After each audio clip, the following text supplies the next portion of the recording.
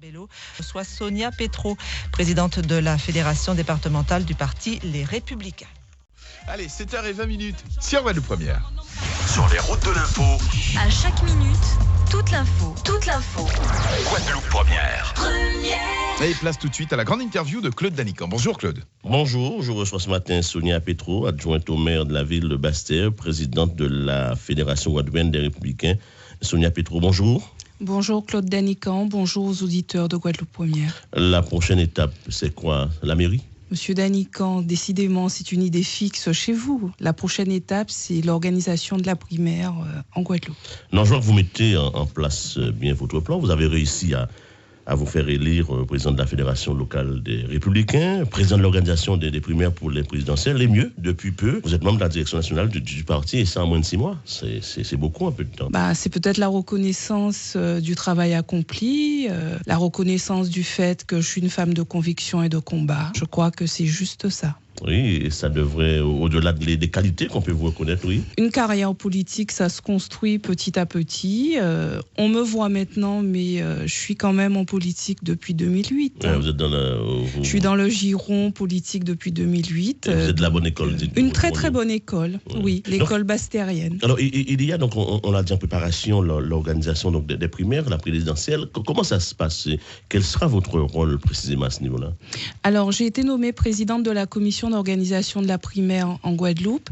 À ce titre, j'ai réuni autour de moi un certain nombre de personnes qui représentent pour certains des candidats et pour d'autres ce sont des militants.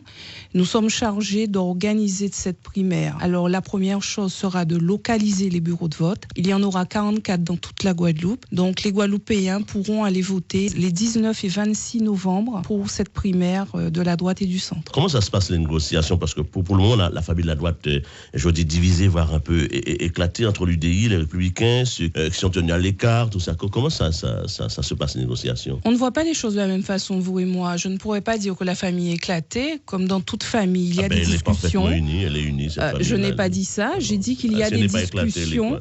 Non, j'ai dit qu'il y a des discussions. Nous avons vu pour les cantonales, nous avons vu pour les régionales. Cette famille n'a pas unie, elle n'est pas éclatée, tout va bien. Donc.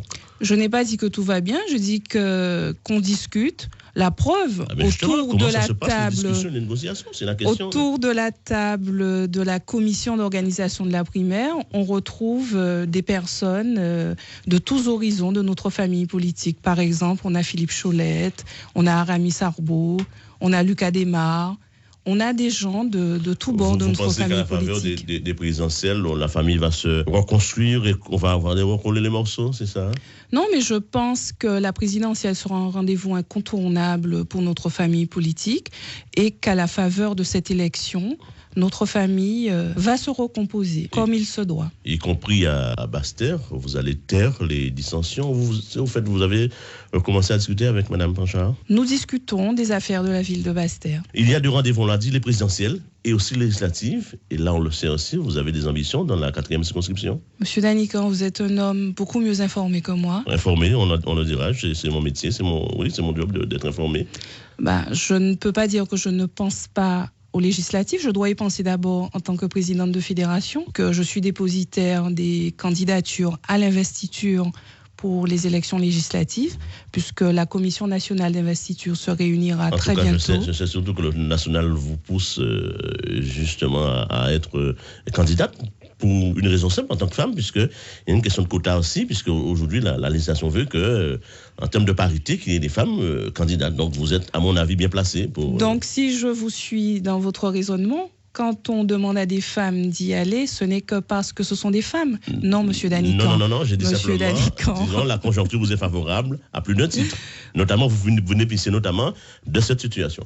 Les hommes en ont bien bénéficié à une époque, donc il est peut-être temps qu'il y ait un renouvellement de la classe politique et que les femmes en profitent. Revenons donc à votre intérêt pour la 4e circonscription. Mon intérêt est certain pour cette circonscription, d'une part parce que c'est un territoire qui est cher à mon cœur. Quand je regarde un peu le développement de cette 4e circonscription et singulièrement le sud Basse-Terre, je me dis qu'il y a sûrement des choses à faire. Décidément, vous avez de grandes ambitions. Et ça risque de ne pas faire plaisir à plus de... Peut-être, sûrement. Je ne suis pas la seule à penser à la 4e circonscription. Et je peux y penser en étant titulaire comme en étant suppléant.